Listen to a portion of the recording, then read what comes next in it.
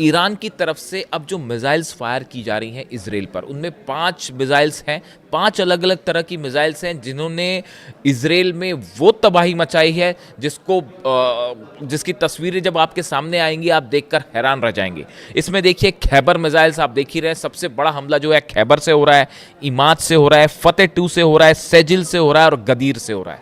ये 5 मिसाइल्स अब एक साथ फायर की जा रही हैं।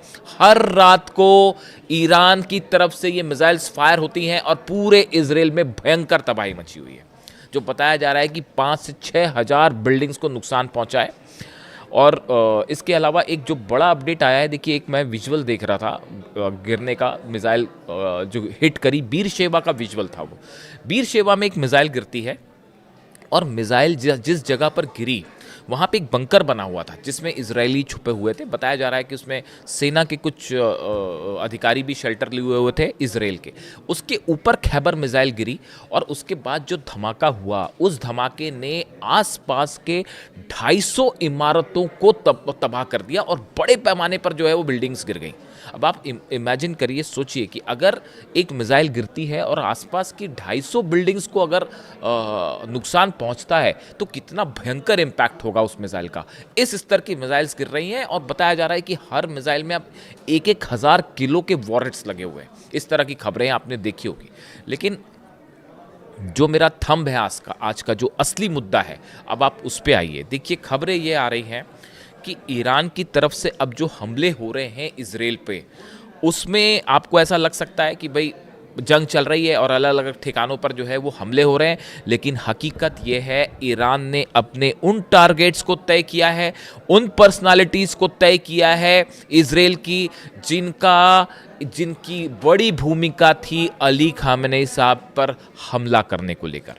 देखिए जिस तरह से खबरें आई कि मोसाद ने कई महीनों तक जो है वो रेकी करी थी अली खामेनेई साहब की, उनकी दिनचर्या को फॉलो किया था, वो कब आते हैं कहाँ आते हैं उसको लेकर फॉलो किया गया। ईरान के जो सीसीटीवी कैमरेज लगे हुए थे रोड्स पर, उनकी हैकिंग की गई, उनके ज़रिए नज़र रखी गई और कई सारे जो है जासूस ईरान में भेजे गए। इसमें कोई शक नहीं है, ये मोसाद की तरफ से किया गया।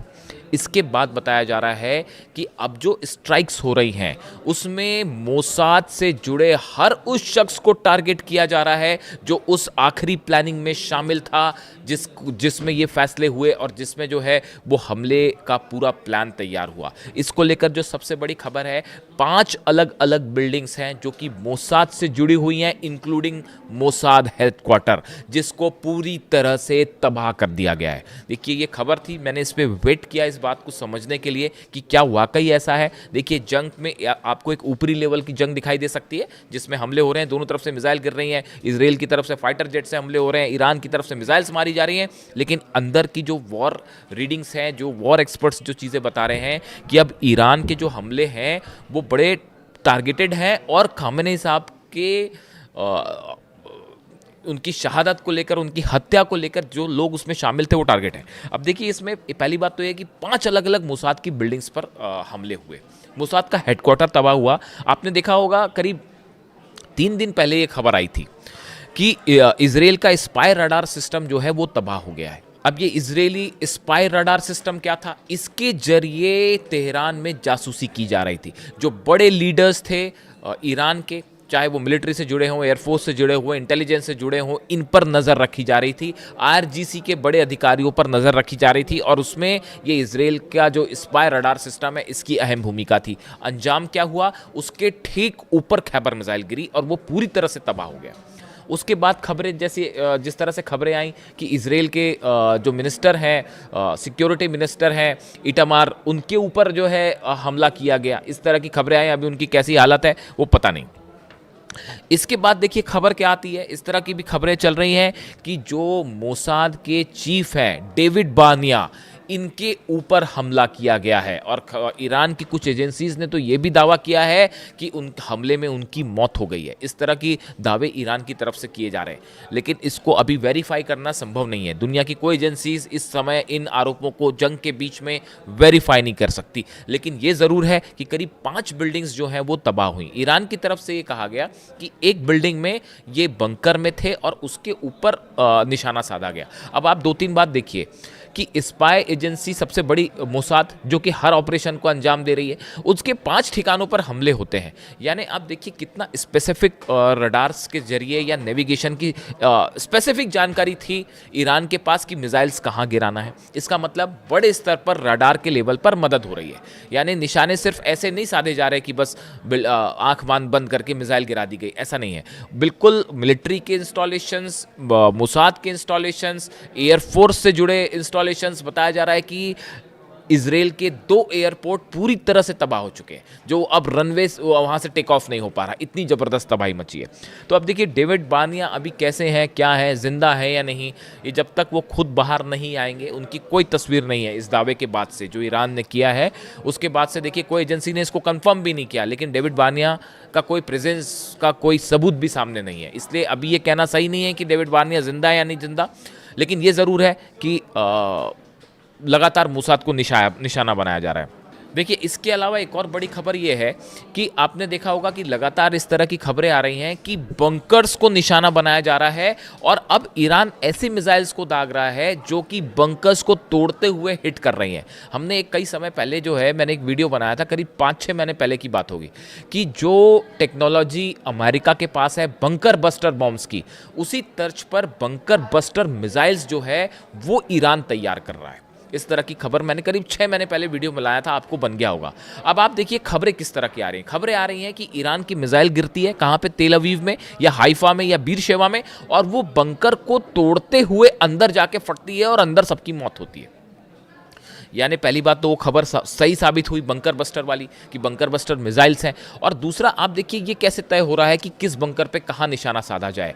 कई एक्सपर्ट्स का कहना है कि ईरान के पास ये सारी जानकारियां हैं कि इजराइल के सेना के बड़े अधिकारी कहाँ हो सकते हैं, मोसाद के बड़े अधिकारी कहाँ हो सकते हैं, बड़े पॉलिटिशियंस कहाँ हो सकते हैं, और उन सब को अब टारगेट किया जा रहा है। और ख़ास तौर पर ऐसे लोगों को जो कि उस मिशन में शामिल थे जिनके तहत जो है वो सुप्रीम लीडर को निशाना बनाया गया था। अब सवाल ये है, देखिए कई सारी दुनिया की एजेंसीज़ हैं जो इस समय इस पूरे वॉर में इन्फॉर्मेशन का आदान प्रदान कर रही हैं। कौन किसको क्या इन्फॉर्मेशन दे रहा है कोई नहीं जानता।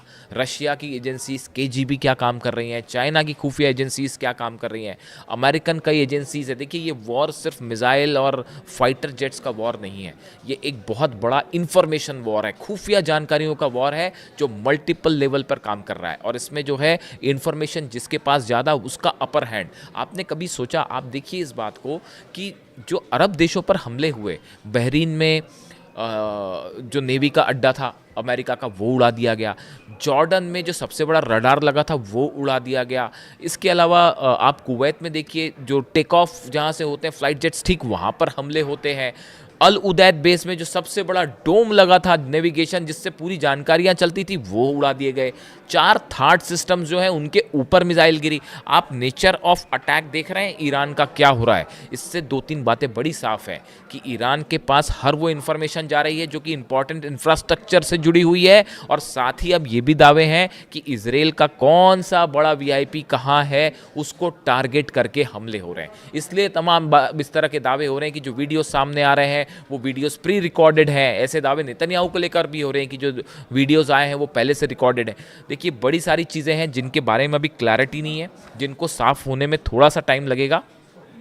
लेकिन अगर आप इस बात को देखें कि जो कल की स्थिति थी कि एक रात में सिर्फ 5 घंटे के अंदर 50 मिसाइल्स गिर जाती हैं इजराइल के ऊपर।